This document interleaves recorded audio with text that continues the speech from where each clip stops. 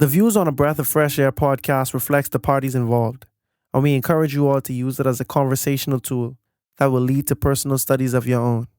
Hallelujah, hallelujah, hallelujah, hallelujah, hallelujah. Welcome to a Breath of Fresh Air podcast. Here with your hosts, Earl Roberts and Nakhaz Gay. As a young person, Christianity can be so foggy, like smoke in the mirrors and so unclear. But we're here to bring you a breath of fresh air.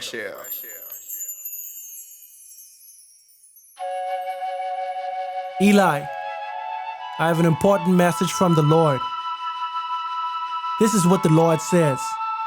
Did I not clearly reveal myself to your ancestors' family when they were in Egypt under Pharaoh? I chose your ancestor out of all the tribes of Israel to be my priest, to go up to my altar, to burn incense, and to wear an ephod in my presence. I also gave your ancestors' family all the food offerings presented by the Israelites. Why do you scorn my sacrifice and offering that I prescribed for my dwelling? Why do you honor your sons more than me by fattening yourselves on the choice parts of every offering made by my people? Therefore, the Lord, the God of Israel, declares, I promised that members of your family would minister before me forever. But now the Lord declares, far be it from me. Those who honor me, I will honor. But those who despise me will be disdained. The time is coming when I will cut short your strength and the strength of your priestly house, so that no one in it will reach old age, and you will see distress in my dwelling. Although good will be done to Israel, no one in your family line will ever reach old age. Every one of you that I do not cut off from serving at my altar, I will spare only to destroy your sight and sap your strength, and your descendants will die in the prime of life. And what happens to your sons Hophni and Phinehas will be a sign to you. They will both die on the same day. I will raise up for myself a faithful priest, who will do according to what is in my heart and mind. I will firmly establish his priestly house, and they will minister before my anointed one always. Then everyone left in your family line will come and bow down before him for a piece of silver and a loaf of bread, and plead, appoint me to some priestly office, so I can have food to eat.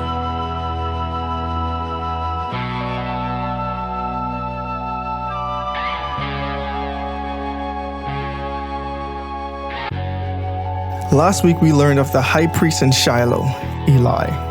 While Eli was the main spiritual leader of Israel, he had a hard time leading his own household. He let a lot of things slide that he shouldn't. As we learned in the past, every action, or in this case, I guess, inaction, has serious ramifications.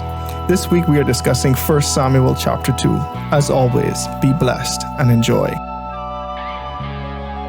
All right, welcome back to another episode of a Breath of Fresh Air podcast. Thank you all for tuning in again. This in another week.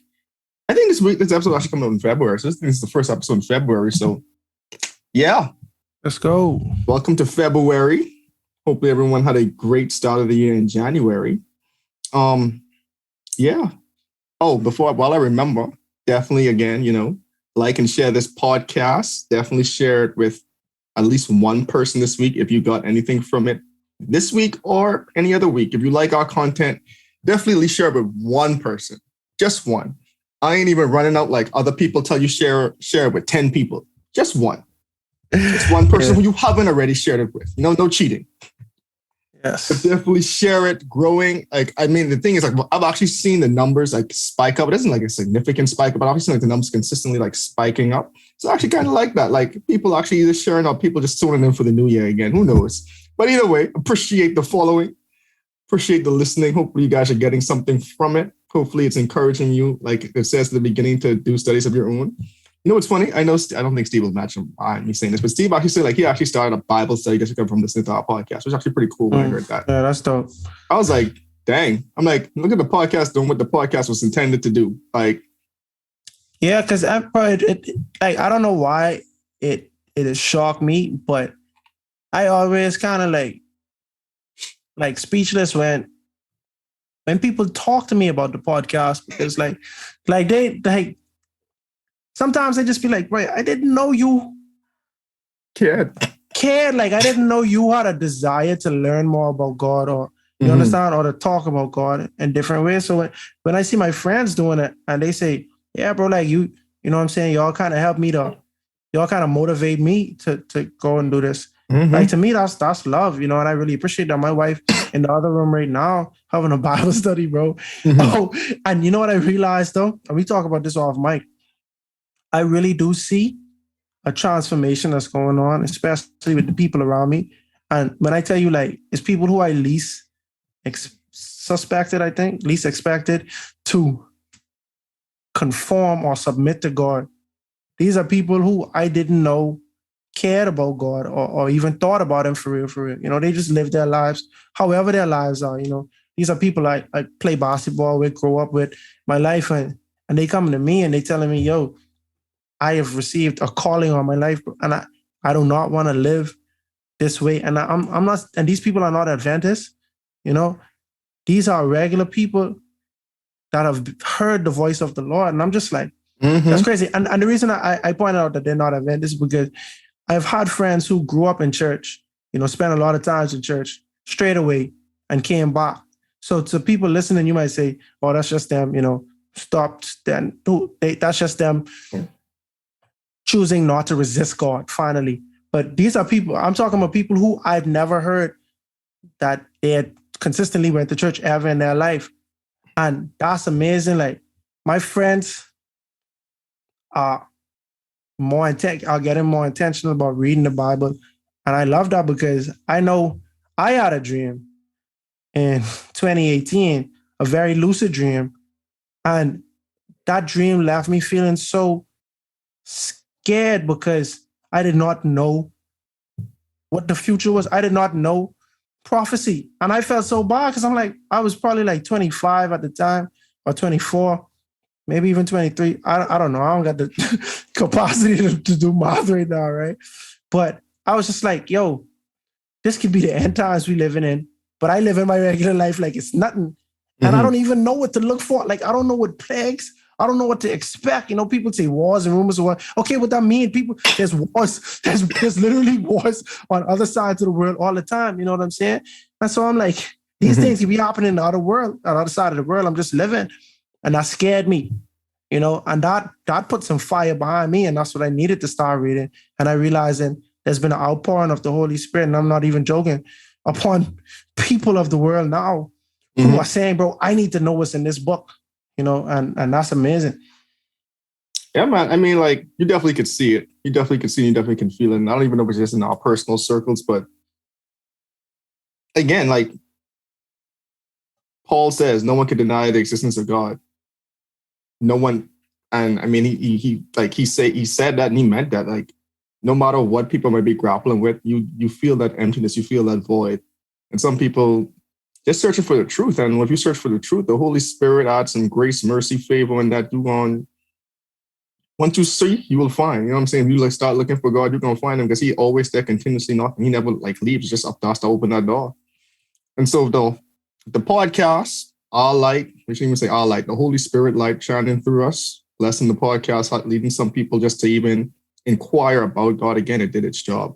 I remember one time, like when we first started the podcast, like I got asked about it in church. And it's like, what's your goal? And I was like, our goal is really just to talk about God. And then I'm like, whoever it reaches, it reaches. I'm like, I can't quantify that. Because I'm like, it might reach someone in Uzbekistan. Why I say Uzbekistan, I don't know. But it might reach someone in Uzbekistan.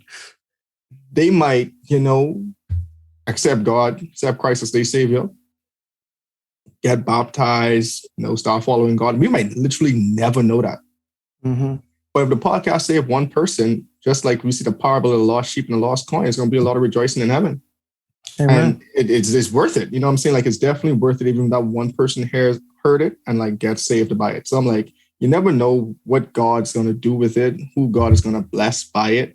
And at the same time, like, even if it just sparks a conversation with you, your friends, yourself, and just have you questioning something about God, or like and it helps you to go actually like research that topic, it did its job. Because like we say at the beginning of the podcast, it's very true. Like, don't take our word as final. Like, we encourage you to do studies of your own, because we could be wrong. I mean, as much as we probably don't want to be wrong, but we could be wrong. We could be misinformed based on our current knowledge of this like of the Bible. Like something I'm actually looking forward to, and it's like, yes, now in the future, like when we actually come back and revisit some of these topics, like because like what we know now, what we know like maybe in 5 years gonna be different. Like hopefully, you know, like you want to grow in Christ. Like hopefully we know then, and we have a better understanding, especially with the whole Bible going in depth. Like, yo, we'll be start saying like, yeah, bro, like in Revelation it says this, and you see, you said this in Galatians, and this all ties back, and they pull it in from the Leviticus, and you know what I'm saying? Like, it'll be really interesting to go through that. So that's awesome. Again, like all this to say, share the podcast, definitely like our content. I think on Apple is like give it a 5-star rating. Like whatever is your platform of choice. If you're on YouTube, definitely hit that subscribe button. If you haven't hit that subscribe button yet, definitely hit that like button or the dislike button. I ain't really telling you how to live your life.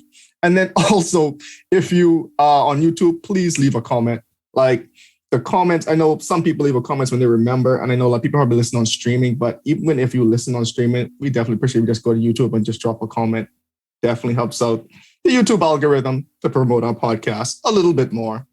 And so with that being said, I guess my thought, well, that was a thought, but my thought, I don't really have a thought for this week. It's more so like encouragement. Like I said, like the end of last year. So it's almost like a reminder. I may do this like once a month or something, but like the prayer journal and the prayer list. Hopefully some of you guys have been actually doing that out there. For me personally, I actually like looked at my prayer list this week, and we're actually recording this in January still. But I looked at my prayer list this week, and I'm like, dang, some of the things I literally prayed for already have like come through. And so I added some more things to the prayer list, obviously, but to me, it's not just writing it down. It's definitely like actually earnestly praying for it and praying for people. Don't be like that friend, that person, just say, yeah, I'm gonna pray for you, but never actually pray for you. I know Kaz is actually pretty good at like, saying I'm gonna pray for you and actually like pray for you in that moment.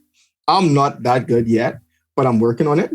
But like, I definitely like don't want to waste those words when I tell someone I'm actually going to pray for them, and not just like a simple prayer like, Lord, remember them. Like, if you actually know what's hurting them or they're going through, like actually praying for their situation, because one, words do matter. And then two, prayer definitely does change things. And I've seen it in my life personally throughout the years. I remember I saw this, this meme when I was in college or something saying like, you're only protected because you have a praying grandmother for you or something like that. But I'm like, it's really true, because like some people are literally protected because of prayers other people have prayed over their lives. Mm-hmm. So don't just think your prayer doesn't matter. Your prayer is going to go unanswered. Like your prayer literally might be the reason that someone is saved or someone's life is changed. So don't ever underestimate the power of your prayer. And yeah, I don't know if you want anything to add to that, but. No, I mean, sometimes I always do that. I always say no and then still talk. But sometimes when you realize how important and how much of a spiritual warfare that's going on, then you would actually prioritize praying even more. You know, like I remember like just losing a friend, after losing a friend, like to like violence or whatever. It just made me sad, because I'm like, yo, I would like for this person to still be here today, you know? And I think about the only thing that I could have done to protect him was to pray for him. Now, I did not know anything was wrong with him or he was in danger. But guess what? The Bible does encourage us to pray without ceasing. You know what I'm saying? But then I'll tell you another thing. And I know me and you laugh about this, but it's been a few times, bro, while living together, that someone has passed away. And I say, bro, this person just ran across my mind this week. And you even make a joke to say, hey, don't think with me. Eh? You know what I mean? If that's how it is, don't think with me. But I do feel like that's the Holy Spirit saying, yo, lift this person up in prayer. You might be able to intercede on their behalf. You know what I'm saying? And so it is a lot of times like we know what's going on in theory, but there are certain times in life when we actually experience things and then we just think, man, if I had only lifted them up in prayer, if I had only protected myself. Sometimes if I get into an argument, bro, at any given day, it's like if this doesn't happen to me in a while, but if me and someone on the street have a disagreement and, you know, we get to argument or something, I'll come back home like, bro, how could I have avoided that? You know what I'm saying? I'll be mad with myself like, why did I not avoid that? You know, and I think to myself, bro, did you cover yourself today in prayer? You know what I'm saying? And then I think, how could I have been so careless as to think that the devil taking the day off while I taking the day off to pray. Like from prayer, the devil is also taking the day off from messing with me, And so, yeah, more prayer, more power. That's really the motto with all of this. Definitely. So, speaking of prayers, right? Speaking of prayers, we are back in Samuel. Last week we kicked off Samuel. Definitely check out last week's episode, but just in typical breath of fresh air fashion, we're going to give you the brief Cliff Notes version of what happened last episode. So there was a lady named Hannah who was married to Elkanah. Oh, look at me done butchering his name. Either way, she was barren. He also got another wife who had kids. The wife made Hannah feel very, very bad about not having kids. While they went to the temple, because they went to the temple, they went to the sanctuary tabernacle once a year to offer their sacrifices. So when they went, she couldn't even eat, and even though LK, she was the favorite wife, he gave a double portion. She was such gripped with grief that she couldn't eat. She went into the sanctuary and she was praying. She was praying so earnestly, no words were coming out of her mouth. And the priest Eli thought she was drunk, and she said, "No, my lord, I'm not drunk. I just earnestly praying for a child." And Eli said, "Go, and the Lord will give you what you prayed for." And surely the Lord blessed her. And thing is, right before she had a kid, cats at the bag, a son, she said, "Lord, if you give me this son, I will give him back to you." Which is so interesting because we know she was one barren and really wanted a child, but she wanted this child so much, not even for herself. She said, "You know what, Lord, I will literally give this child back to you." So she had a son, pardon me, and son name was Samuel. And she actually gave Samuel back after he was weaned off of her, back to Lord in service. And so now in chapter 2, right at the beginning of chapter 2, we're going to pick up for as the little title says, Hannah's prayer. But this is when Hannah actually came back to drop Samuel off to the temple. And she had this prayer. It's a really powerful prayer we're probably going to read through. But just really is showing her gratitude to God. And it's really powerful. Yep. So from verse 1, then Hannah prayed and said, "My heart rejoices in the Lord. In the Lord my horn is lifted high. My mouth boasts over my enemies, for I delight in your deliverance. There is no one holy like the Lord. There is no one besides you. There is no rock like our God. Do not keep talking so proudly, or let your mouth speak such arrogance, for the Lord is a God who knows, and by him deeds are weighed." I would like to ask you, Earl, was that smoke? Was that smoke towards Penina? Was that smoke? I think so. I think so. When I read that, I was like, okay.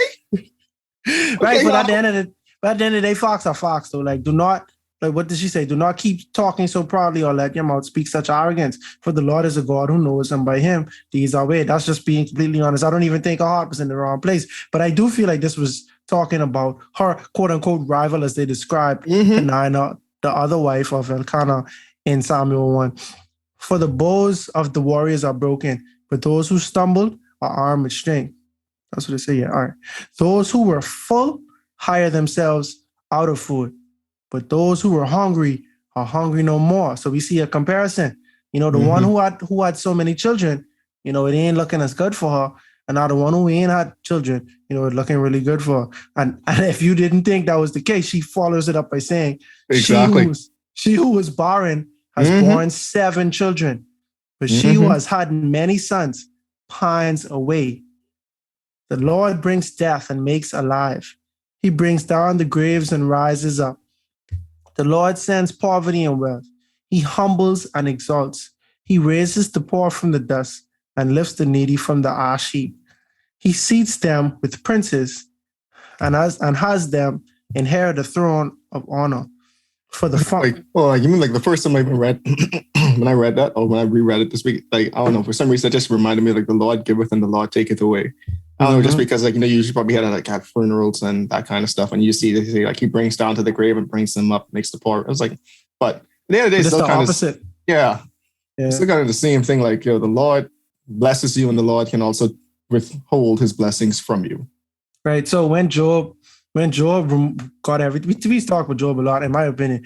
But when Job got everything taken away from him, he said something along the lines of, you expect the good and not the bad from God. You know what I'm saying? But now she was saying, I feel like this is in the spirit of saying like I've received the bad and I've received the good from God. You know what I'm saying? So Mm-hmm. she's speaking from a more optimistic standpoint. So he raises from the poor. He raises the poor from the dust and lifts the needy from the ash heap. He seats them with princes and has them inherit a throne of honor. For the foundations of the earth are the Lord's. On them he has set the world. He will guard the feet of his faithful servants. He will guard the feet of his faithful servants, but the wicked will be silenced in the place of darkness. It is not by strength that one prevails. Those who oppose the Lord will be broken. The Most High will thunder from heaven. The Lord will judge the ends of the earth. He will give strength to his king and exalt the horn of his anointed. And that was the end of the prayer. A couple of things. Oh, go for it. One thing I wanted to say with that last part, where she say, it's not by strength that one prevails. Those who oppose the Lord will be broken. I'm like, yo, that makes so much sense because like a lot of times people work hard and they do receive the fruits of their labor, I would say. And a lot of people pride themselves on that. I'm smart. I went to Ivy League schools. I make 6, 7, 8 figures because of what I did. But consider the fact that at any given time, God could have obstructed that. He could have obstructed you from going to these schools. He could have obstructed you from getting this job, X, Y, Z. But he has not, for whatever reason. And it's multiple reasons. It could be a good thing and a bad thing that he didn't obstruct you from this. You understand what I'm saying? But a lot of people still take pride in themselves. And Hannah knows this. So like you could see wisdom even from her perspective, because she's saying like, it ain't strength that one prevails. You know what I'm saying? Because God still have to allow it. You know what I'm saying? Like God still have to permit it and bless you or not stop you from getting this essentially. So like the one thing what stood out to me is in the end of the prayer, he will give strength to his king and exalt the horn of his anointed. And it's about like 2 or 3 reasons why that stood out to me. So first thing is what was the central theme of the end of Judges before the time Israel had a king? And not even to like spoil this, or even though we probably spoiled it several times, Israel still didn't have a king at this point, even though we know that we're getting to that point where they're probably going to have a king. But you see, she said, she was referencing a king here, and there was no king. But the second line even struck me more because he said, and exalt the horn of his anointed. So this is like the first time, I don't know if it's the first time. Oh, the first time in Samuel. I'll say that just to be correct, right? But the anointed. So anointed, and so if we go back, his anointed. This is really like, it's also saying like, and he will exalt the horn of his Messiah, so strength of his Messiah, because Messiah is the actual Hebrew word. Christ, as we say, Jesus Christ. Christ is actually Greek. Most of the New Testament is written in Greek. But then anointed is English. So Christ, Jesus the anointed, is how we would actually say is real. And his title in his epithet, I guess you would say in English, Jesus the anointed. But then Greek, they're saying Jesus Christ. But we see why you think they was also saying Messiah so much in the New Testament as well, because all the Hebrews were calling him, like the name for that would be Messiah.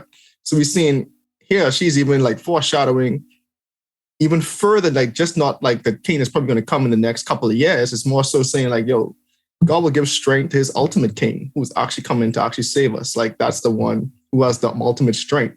That's the one who will who will be breaking down the adversaries of us into pieces. That's the one who like reigns from heaven, and that's the one who's actually going to judge the ends of the earth. And so when we actually like go right back a couple more lines, you're seeing like, yeah, she's actually talking about the coming king, the actual Messiah. So that's like something I just wanted to like point out. Yeah, that's pretty cool. And it's pretty cool because like Genesis 5, when we go through the lineage, the lineage is a prophetic word anticipating the Messiah, right? And even if you don't think that's the Holy Spirit working, you can know for sure that the Messiah was on these people's minds and they was naming their children in a way that reflects that. You know what I'm saying? And we see a few hints that a Messiah is to come. They don't blatantly come out and say, hey, everybody sat around and was like, just the Messiah should come, XYZ. But the way people act, you could see hence that they knew the Messiah was coming, and they did know. You understand what I'm saying? And even right here is an example of Hannah, praying and saying that we know. See, because she's so happy and she just reflective on everything that's gonna happen, like in history that God promised. He promised her children when he not really promised her, but Eli blessed her and she, believed the promise or whatever. And now she's saying even more so another someone that's promised is coming. So that's definitely on our mind. And this also proof that the Jews and the Hebrews were fully aware of their coming Messiah even at this point in time. And one of the other thing I want to point out too is if you actually go to Luke 1, several parts of Luke 1 actually references Hannah's song. So even if you thought, Hannah's prayer. So even if you thought what I said was probably a stretch, if you actually read Luke 1, remember we say Luke 1 is 80 verses, but you actually go through Luke 1, parts they even say the horn of the salvation shall be risen up. Couple other references, but if you go actually read Luke 1, they actually reference Hannah's prayer several times in that. So it even shows that one, they were reading these scrolls in the New Testament and they were pulling from them. But at the same time, it's if you're pulling from it to talk about the birth of the new King Christ, it just shows how it's also pointed to that as well. Yeah, it shows it was applicable even from then. Verse 11, then Elkanah went home to Ramah, but the boy ministered before the Lord under Eli the priest. So here we can see, in chapter 1, they ended by saying after Samuel was weaned, he was left with the priest. And here we see Hannah, that chapter 2 starts off with Hannah praying. And then after her prayer, Elkanah, who was Samuel's father as well, left the boy Samuel before the Lord. Under the priest Eli. So this is where we can confirm that he's left at the temple. But let's just talk about how powerful that is still, though. This is your first child. You know what I'm saying? This your first child. This is the one you prayed for. This is the one you really prayed for. To me, the amount of loyalty and strength, even, and love and faith to actually still leave your child there. Because I'm thinking a lot of people who are praying for that child, bro. I know, and they, I guess in our days, that'd be the equivalent of sending your child to the seminary or the monastery from super young. You know what I'm saying? That's a lot of love and faith right there. I don't want us to just bypass that. And think about I think the most important thing about it, what I'm trying to say is she made a promise to God and she kept it. Yeah. Out of the personal sacrifice to her. Because that's a mother's bond to her child, and it's her first child, the one she knows she was born for. So I know a connection was even stronger, but she still kept her promise to the Lord. And you know what it is? The only thing, if your rival messing with you because you can't have a child, and you finally have the child, there's something to shut them up. But now you still don't have the child. You understand what I'm saying? You had it, but now you can't even raise it. And you can't even enjoy your child. Or you just have to do it from afar once a year or however often. And one thing I even think about too is imagine how the story probably went with Elkanah. Because Hannah made this prayer and this vow all in her lonesome. Yep. So imagine now Elkanah finally gets her pregnant. And she just been yeah, and he's probably excited. My favorite wife finally gets a child. We've seen this story unfold a few times with Jacob and Abraham, right? So he's probably getting ready to spoil this child to no end. And she's yeah, but I made this promise to the Lord, so I got to give it back to God. And he might have been what? But still, even then, he didn't even try to block it. He didn't try to stand away. He didn't even try to rationalize and say, what, the Lord will understand. He went along with it too. And I think that's also a powerful thing that just came to my mind as well, because I know me, I might have even been at the time bro, you joking, man. This is just a blessing from the Lord. And she was yeah, it's a blessing from the Lord, but it's a blessing that I'm supposed to give back to him. So that's also powerful too. He didn't try to circumvent it or get in the way of what she promised to the Lord. He fully respected that and he also honored it. Even last time he's you come in this time, she's no, I'm just wait till you win. She's okay, cool. But he was ready fully on board. Okay, I know this child is going to go back in service to the Lord. So that's also powerful. Yeah. Verse 12, Eli's sons were scoundrels. They had no regard for the Lord. Now it was the practice of the priests that whenever any of the people offered a sacrifice, the priest's servants would come with a 3-pronged fork in his hand while the meat was being boiled, and would plunge the fork into the pan or kettle or cauldron or pot. Whatever the fork brought up, the priest would take for himself. This is how they treated all the Israelites who came to Shiloh. But even before the fat was burned, the priest's sons would come and say to the person who was sacrificing, "Give the priest some meat to roast. He won't accept boiled meat from you, but only raw." So right now they jumping the gun even. Like they really impatient when it comes to this meat, that they was gonna get anyway. Mm-hmm. Verse 16. If the person said to him, "Let the fat be burned first, and then take whatever you want," the servant would answer, "No, hand it over now. If you don't, I'll take it by force." Powerful. Powerful. This sin of the young men was very great in the Lord's sight, for they were treating the Lord's offering with contempt. So you want to break it down? I mean, you can break it down, but I can just tell you what I get from it for real. Uh-huh. You know what I mean? You had a really good point off mic as to the significance or the established practice, of how they treat meat and how they burn it, etc. Mm-hmm. So basically the only thing I get from it is it was a practice that, you come in there with your offering, obviously the priests were to eat from it at some point in time, but the sons, they were supposed to, I don't know if they were supposed to or if they would just stick it with the fork and whatever they get is theirs, But it come a time where the sons now are saying, "I don't even want you to start boiling this in any way. Give me this meat up front." You understand what I'm saying? And some people would push back like, no, hold on. Let me burn the fat first. Mm-hmm. And they say, "No, ain't no wait. Give me this now, or I taking this from you, bro, by force." So that's a threat now. You understand what I'm saying?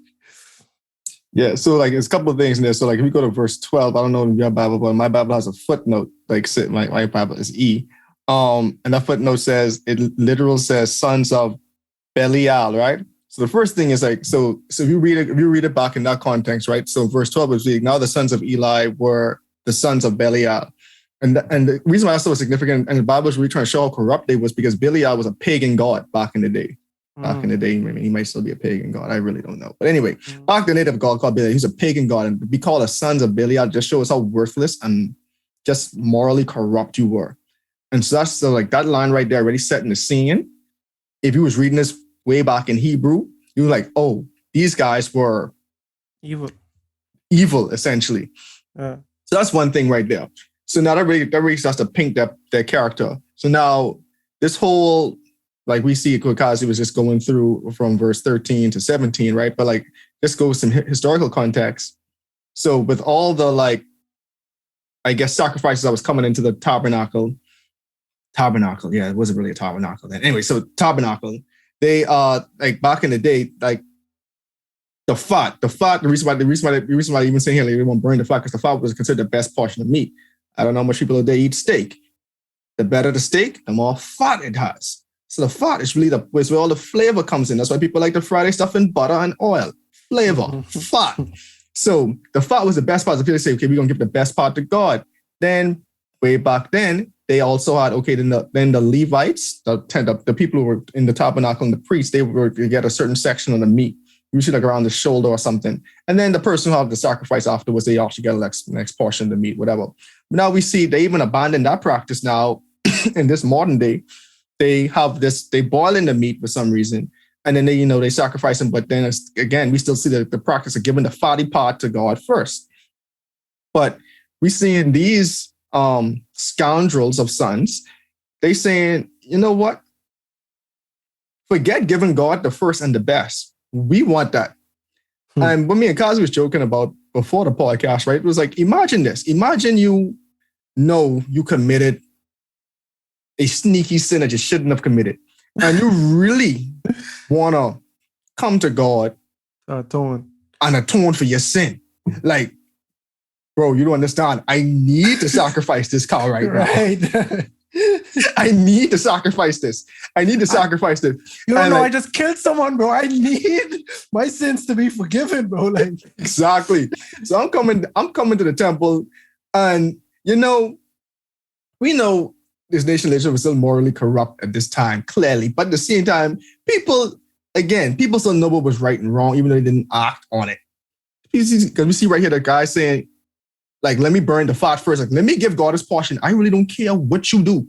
Let me give God his portion. They say, no, we taking what is ours. And if you don't give it to me, we taking this by force. And now the reason why it's so important, like they fought us the high priest. So they next in line to be the high priest. So these still priests in the temple who carrying out some of the ceremonial duties, they supposed to be here interceding on these people's behalf, but they disrespecting God, taking these people's sacrifice that atoning for their sins, and just, who knows, making money off of it, eating, getting fat off of it. There's so much things they could be doing with this meat. I mean, but you see, want to say something?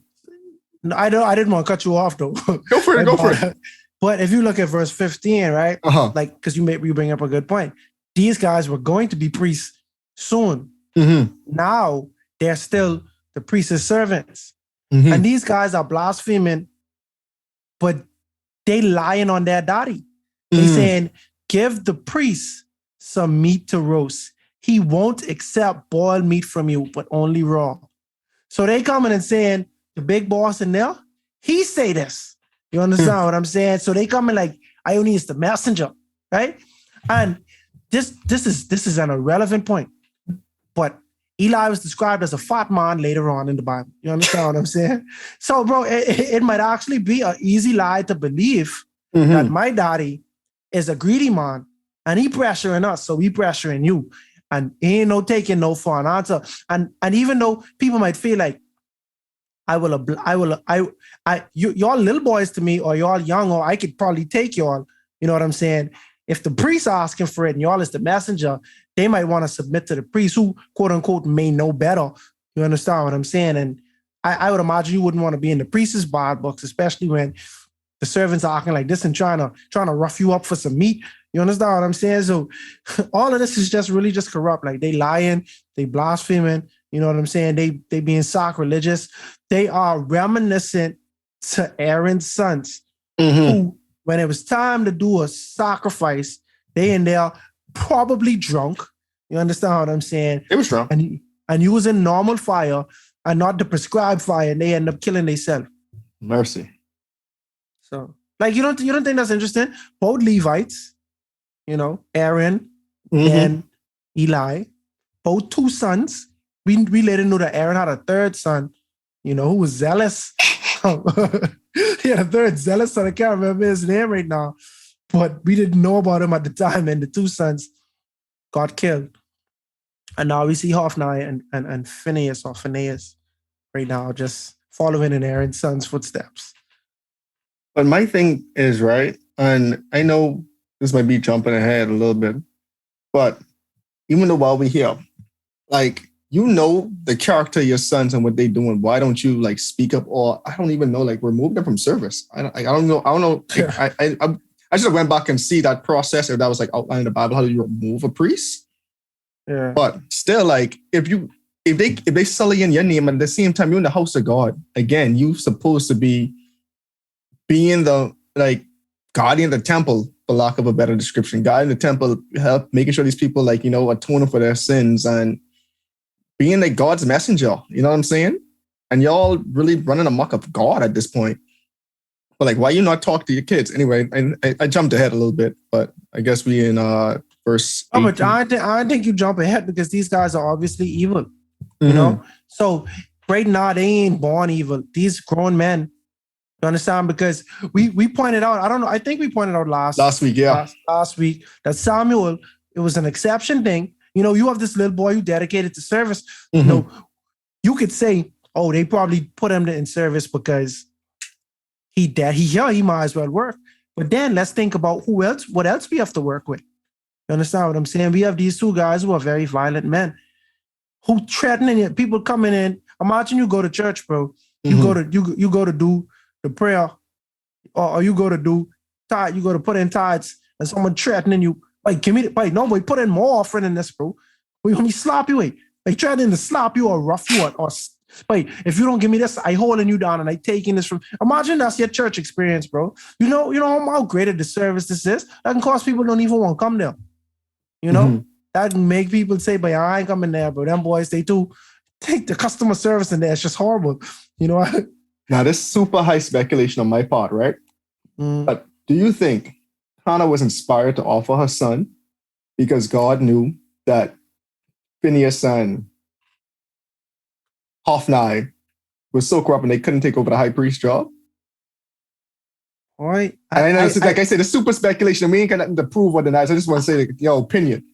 I don't know how to describe like off guard, and I know this like off guard. But I was just thinking about it too, because I'm like, again, like we know them two couldn't take over the high priest job regardless, but we don't have any even indication of who else would have been in line. Or I mean, we probably another family member would have got promoted to that point. But it's just interesting how Samuel was right there and even made the transition even more smoother.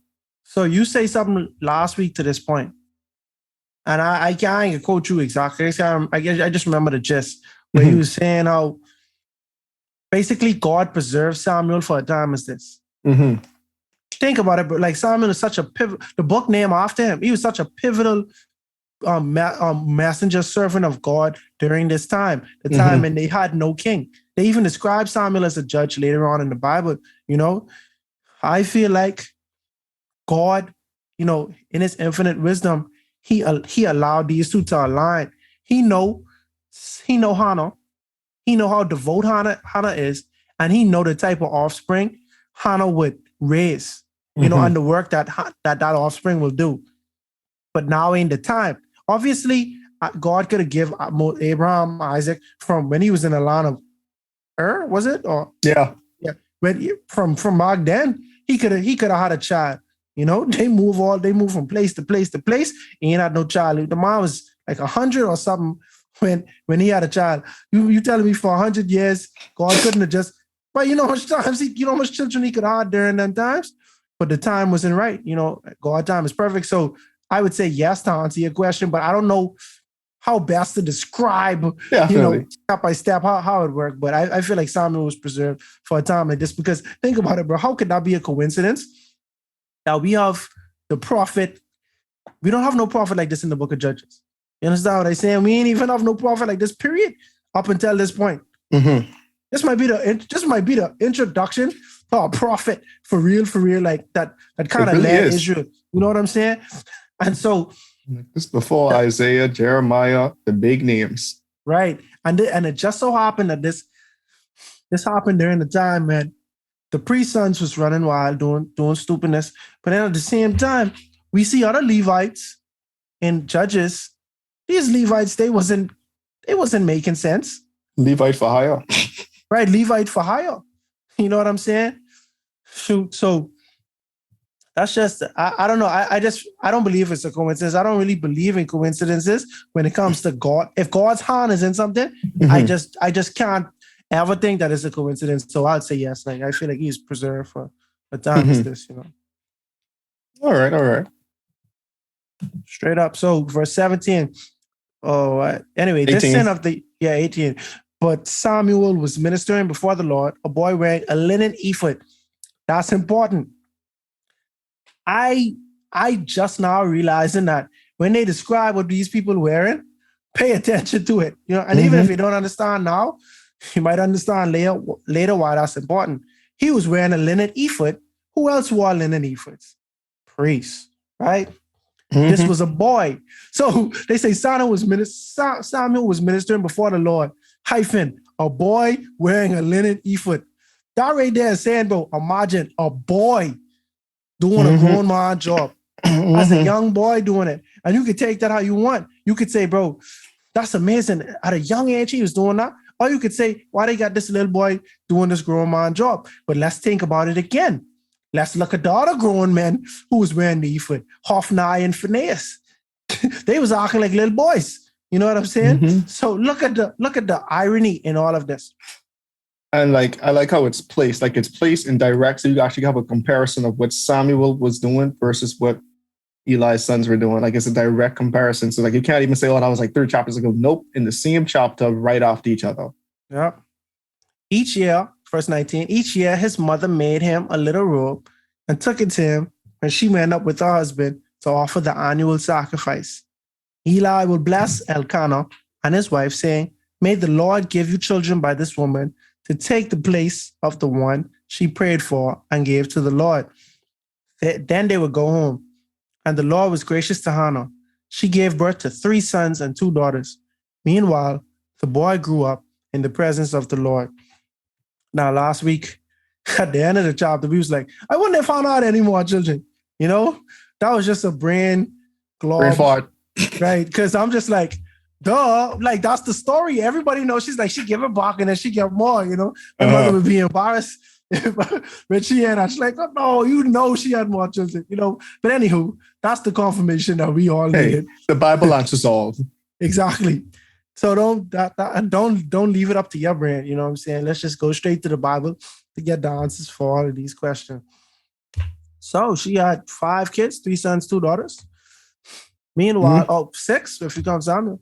I mean, I don't know if that includes it. Anyway, I was trying to figure if she had 7 because I was so confused. I'm like, in her prayer, she was like, you know, born 7. And that's like, right. I was like, that is 6. I was like, you know what? She might have the next one down the line. But I'm like, this was before. But I'm like, she said the prayer before she had the kids. So I'm like, maybe they're being trying to speak it into existence. I say, you know what? I ain't here to question it. That tripped me out because I was trying to aid Samuel. I was like, all right, Samuel got to be like 7 or 8, like during this time, if they was just off and back to back. And then I started saying, no, but what if she had twins and all? I was like, all right, never mind. Let me don't even. He's a rapper, only could go down super quick. Right. So, meanwhile, the boy Samuel grew up in the presence of the Lord. Now, Eli was very old. Eli, who was very old, heard about everything his sons were doing to all Israel and how they slept with the women who serve at the entrance of the tent of meeting. So not only were they stealing the meat, they was trying to sow their royal oats with the women at the tabernacle. Right, they didn't mention that earlier in the story. The Bible said, if you thought it couldn't get any worse. Yeah, I mean, see, so first of all, like you can't expect nothing higher from them because they willing to steal from God, and they bold, they brazen when they stealing from God. You know what I'm saying? So they're already lying, they stealing.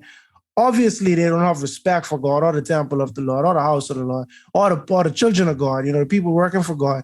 And so yeah, they take it upon their own hand. The sons of the priests, so you know they was abusing their power. You understand what I'm saying? To get what they want from women, you know, and I'm not gonna lie, this isn't a new thing. You understand? And this ain't a thing that was only happening back then. You feel me? Yeah, but I mean, in all seriousness, too, like it's just really sad too, because you're preying upon vulnerable women and not praying in the religious sense, praying in the creepy, weird predator sense. Yeah, predator sense. Because I'm like, these people coming here to like again worship God, bring their confessions to God. And then like you preying on their insecurities and their vulnerabilities. So like that's just really sad, deplorable, and especially the people who do it in today's state, that is just not acceptable at all. Yeah, at all. And this kind of go to show, you know, the way the Lord views people who take lightly his work, you know, and use that for their own good and to manipulate others. You know. So here we have Eli, who is now old and hearing about these things. Like, to me, it's like, bro, how you just hearing about this? You know, and if it's anyway, I could just continue what he was saying. He said, verse 23. So he said to them, why do you do such things? I hear from all the people about these wicked deeds of yours. No, my sons, the report I hear spreading among the Lord's people is not good. If one person sins against another, God may mediate for the offender. But if anyone sins against the Lord, who will intercede for them? His sons, however, did not listen to their father's rebuke, for it was the Lord's will to put them to death. And the boy Samuel continued to grow in stature and in favor with the Lord and with people. So my thing is, you an old man and everybody telling you this. So this common knowledge. So to me, this take you a while before you actually confront them about this, when everybody know but you know? And I wouldn't really call this a confrontation, you know? This ain't even really a come to Jesus moment either. This No. more of I'm gonna have a peaceful discussion with y'all and just let y'all know I know. Cause he ain't nothing happen. Like, Yeah, it's like he trying to get them a tip. like we had a friend who said there should be some serious ramifications for your actions. Right. But Eli didn't bring the ramifications that comes directly from God. And to me, like, again, not saying that God shouldn't step in at this point, but at the same time, like you are the high priest, bro. You should, first of all, your role, you should hold your role itself into high regard. And not even for yourself, just because of what it is to God and to the people of Israel. You are the in-between. You know what I'm saying? Go for it. No, I'm saying you need to be zealous for God, like regardless of who the people is. Like if anybody else had committed this offense, how would you have reacted to them? Well, we know because he was ready to rebuke Hannah for apparently being in the temple drunk. Right. Your own sons out there in the courtyard hustling, Wow, robbing people. You know what I'm saying? Like, so just because it's your sons, you feel like you can't correct them, or you want to be a good father. But in trying to be a good father and not rebuking your sons, you became probably the worst father for them because you, again, we're going to get to that, but even just now we see the Lord decided to kill them. Why? Because they was making a mockery of God. Right. That's how you know these people, they take it too far. Like it's beyond repair. Like it's done. Like I am going to cement your heart to stay the way that you prove that you want to be. Because again, like I said, it wasn't a confrontation because he just leave like an open-ended question.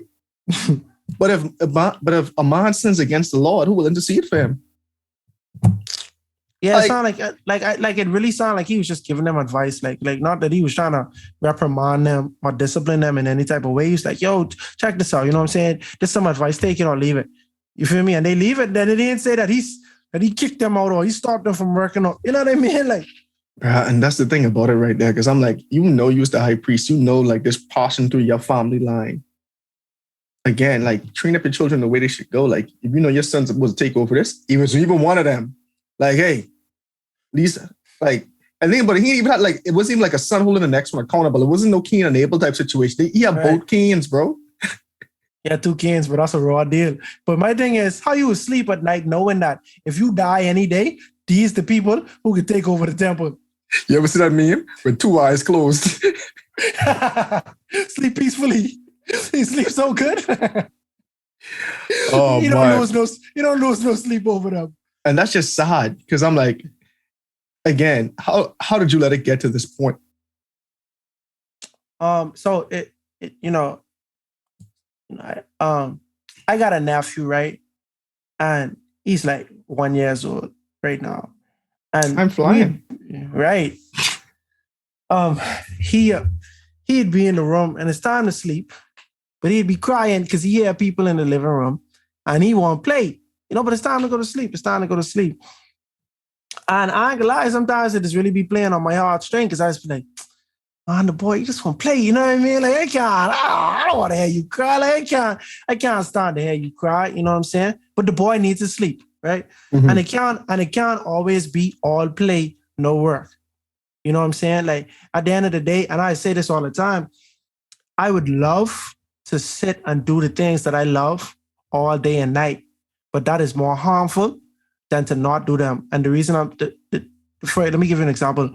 I would love to sit and eat my favorite foods all day and watch my favorite TV shows all day.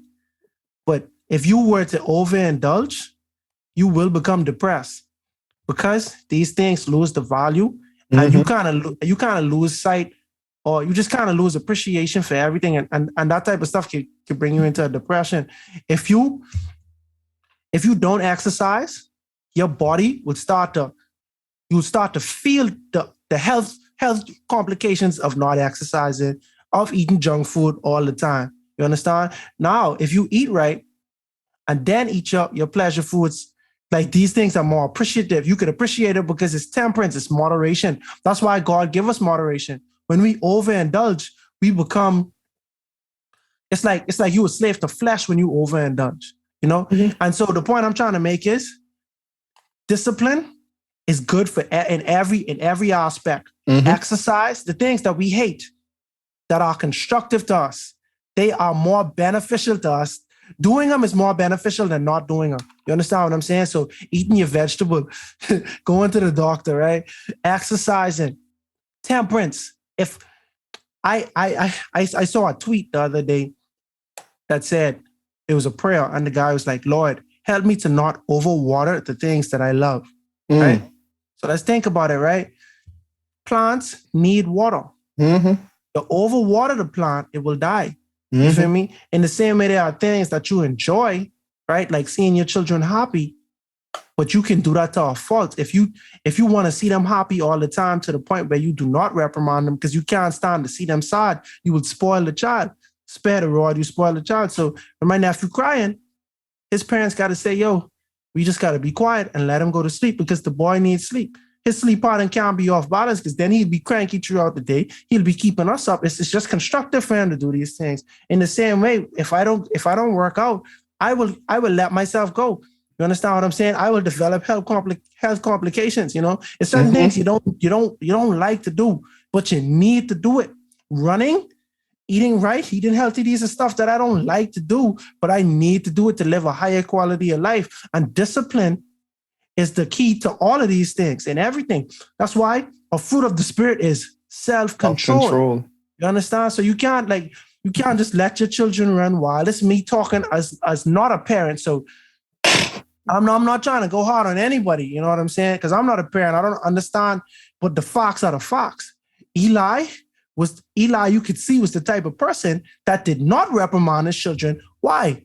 Possibly because he didn't want to hurt their feelings. You understand what I'm saying? He didn't want them to be sad. He didn't want them to push back. So he just avoid conflict altogether. And what does that help? It helps nothing, bro. You literally, God give you children for you to take care of them and mold them and discipline them, and you have failed to do that. So now these people damned, like not the curse, how people say it's cursed, but they damned to death and probably hell. And bro, you are partially responsible for that because you failed to raise them in the way God wanted you to do. Talking about Eli. And so that's why, bro, it's like, it's about balance.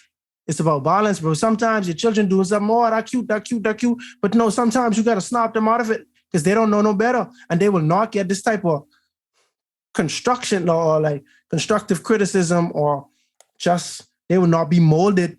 If you fail to do that, they might go throughout their life with character flaws if you don't correct it. You know? And so now we get into the part where Eli got some disturbing news. Right, but hold on though. Verse 26. This was interesting because there's a text that describes Jesus this way. And Jesus increased in wisdom and stature and in favor with God and man. Right, so that, I guess that was a parallel to how they describe Samuel. You know, Samuel continued to grow in stature and in favor with the Lord and with people. I just found that to be interesting. Just wanted to make that parallel. Verse 27, now a man of God came to Eli and said to him, this is what the Lord says. Did I not clearly reveal myself to your ancestors' family when they were in Egypt under Pharaoh? I chose your ancestor out of all the tribes of Israel to be my priest, to go up to my altar, to burn incense, and to wear an ephod in my presence. I also gave your ancestors' family all the food offerings presented by the Israelites. Why do you scorn my sacrifice and offering that I prescribed for my dwelling? Why do you honor your sons more than me by fattening yourselves on the choice parts of every offering made by my people? So you know what that tell me? Eli was participating with them stealing the choice parts of the stuff and giving it to him. He was participating. Bro, I mean, even if he wasn't participating, what it says in Romans is, even if you don't do these things, the mere fact that you condone these things is just as bad as if you did it yourself. That's true. Because like he knew, let's think about it. He knew what they were doing, but he never reprimanded them. So you just as complicit in this act as if you was doing it. You might as well be out there trying to get some fat. For true. Because at the end of the day, me and you could be equals. And I don't snitch on you, quote unquote, right? But it's another thing if I was your boss, I'm your superior and I'm watching you doing this and I allowing you to do this. See, it's two things at play right now, bro. You the priest. You the high priest son or not. It's rules. It's rules to this. This is your job, bro. This is your life job because you born into this service. You know? And what I was quoting was Romans 132. Although they knew God's righteous decree that those who do such things deserve that, they not only continue to do those very things, but also approve of those who practice them.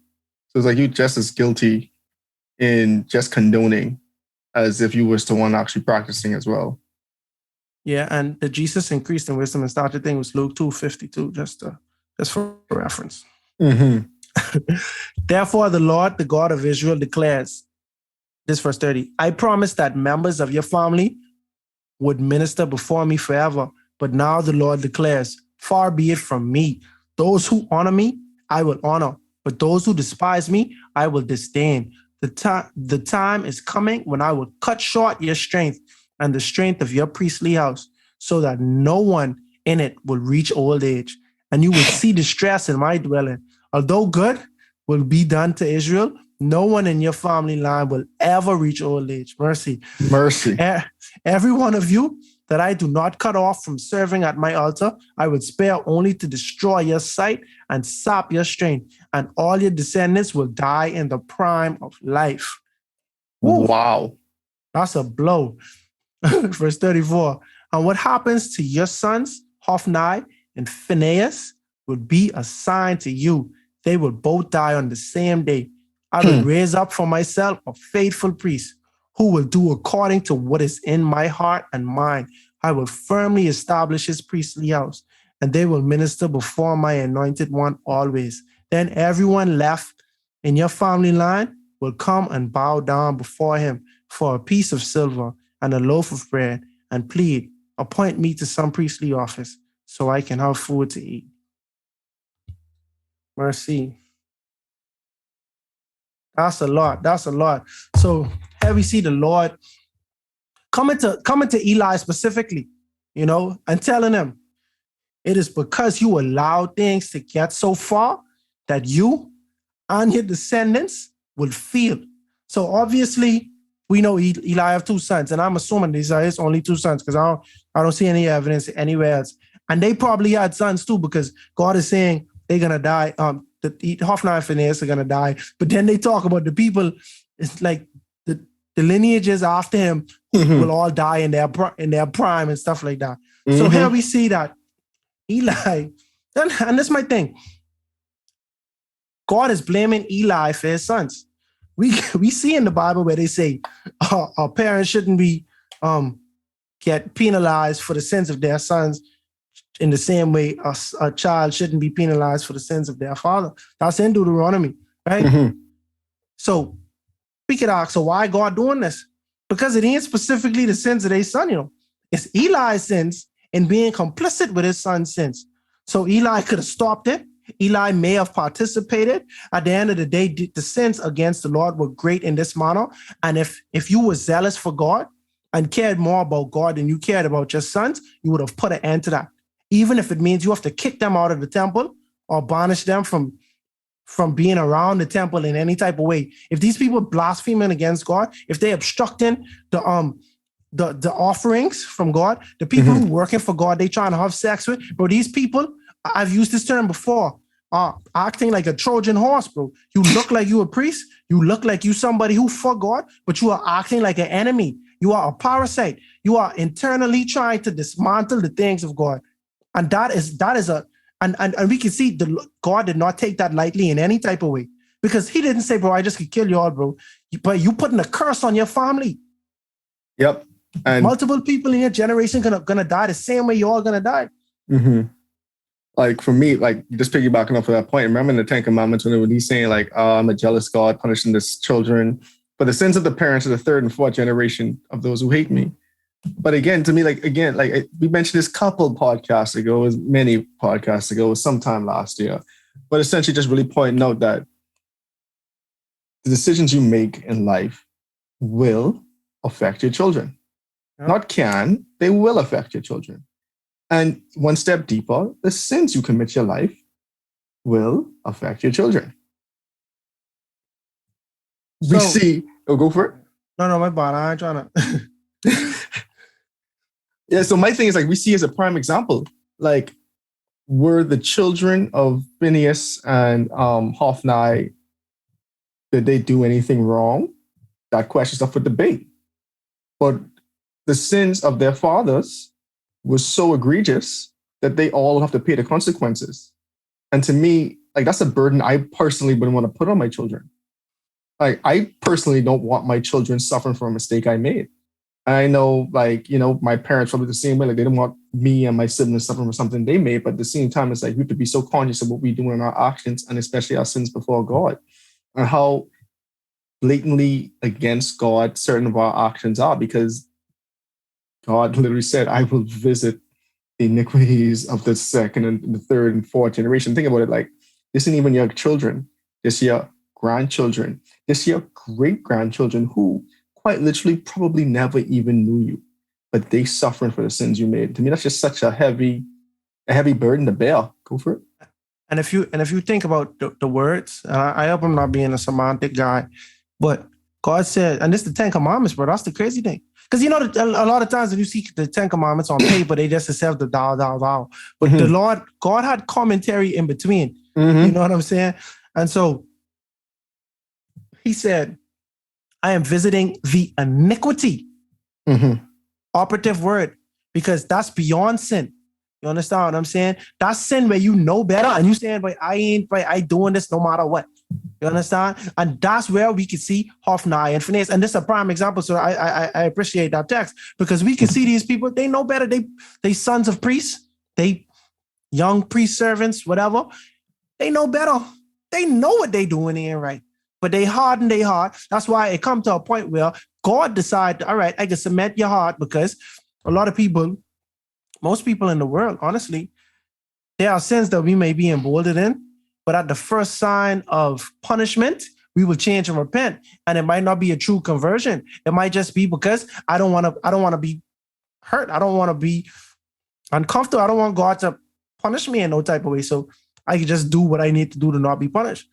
But we see God harden their heart because it was God's will to pay them for the sins, the iniquities that they commit. And now we see it pass on to their children and their children. I believe that God in his infinite wisdom, he knows the beginning from the end and may even know that their children are not going to change, because what is like, if this who your father is, you understand, and this the environment you're growing in, you understand what I'm saying? The Lord might even understand that there's nothing to derail you. And obviously you can break curses, but let's think about it like this. We started the podcast saying that there are some people who have benefited in life or who are doing good or alive today because of the prayers of their grandparents, right? Because of the prayers of people we intercede on other people's behalf. Those are called blessings. I am blessed because my grandmother, the Bible says, I've never seen the righteous forsaken or his seed begging for bread. I think that's Psalms. And that's a blessing. And in the same way, curses can be put on our lives. So let's consider, what side of the fence do we want to be on? If you don't believe that your iniquities or sins can impact your children, think about Adam and Eve. I never even met them. I don't even know what Adam and Eve look like, but I can guarantee you their sins impacting me and you, everybody on the sound of my voice, everybody who breathing, like anyone who ever lived on this earth, their sins impacted. That was Adam and Eve. That was one sin. It was one sin they do, and now all of us impacted by that. Think about that. One bite. One bite. Was it worth it? But I ain't here to gang up on them. They just take a lot of mess from a lot of people, but it just go to show, as Christians, right? As human beings, if we understand Christ and we understand God's love, we need to understand the duty that we have. We have a duty not only for ourselves, we have a duty for mankind and our children. We are not living for ourselves. At the end of the day, we the only ones we only responsible for our salvation. But we can help people, we can bless others. We was reading the book of Matthew. The disciples was trying to heal a boy who was demon possessed and used to throw himself in the fire and stuff. Couldn't heal him. They asked Jesus why. And the Pharisees was looking for occasion to say, see, I tell you, they was all fakes. The disciples make Jesus look bad. They couldn't heal him. Jesus asked, Jesus come and heal them. And he said, how long I got to be with this faithless generation, right? And afterwards, when Jesus healed the boy, the disciples say, so why we couldn't do it? Jesus say, it's some things you could only do through prayer and fasting, right? We can see right there where the disciples, because their spirituality wasn't tight, they couldn't even be a blessing to someone else. But let me go a little deeper than that. In Desire of Ages, they explain, because remember, Jesus was being transfigured. That's why the disciples was there to heal them, and Jesus wasn't with them to heal the guy, because Jesus was on the mount being transfigured. Jesus took 3 of the disciples. In Desire of Ages, Ellen White speaks about how the remainder of the disciples, the other 9, they felt some type of way about that. And whether you believe it or not, think about it. What the disciples always used to ask Jesus, who will be the greatest in the kingdom? They asked a couple of times. The sons of Zebedee even get their mom to ask Jesus, who's going to be the greatest in the kingdom? Because they had a little bit of rivalry amongst each other.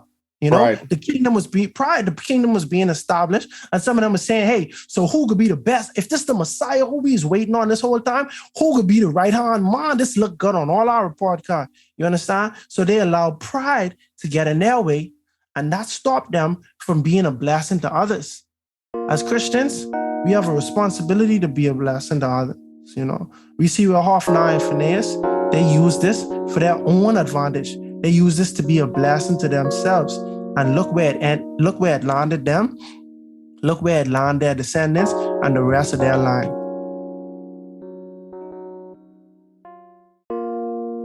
What a vast difference in parenting between Eli the high priest and Hannah. Here we see Eli, who was unfaithful to God by refusing to discipline his sons, and Hannah, who was faithful to God by dedicating her son. Hophni and Phinehas' blasphemy, as well as Eli's complacency, greatly enraged the Lord. So he sent a prophet to declare that their entire family line will be cursed, starting with Hophni and Phinehas, who will both die in the same day. But we'll talk more about that on the next episode of A Breath of Fresh Air. Tonight's episode included voice acting by your host, Nakhaz. Remember to go ahead and research on your own in order to get a more firm understanding of tonight's episode. And if you enjoyed it, make sure to like, subscribe, and share with your friends. You can follow us on social media at A Breath of Fresh Air Pod on Instagram and BOFAPOD on Twitter. Thanks everyone, and we'll see you next week.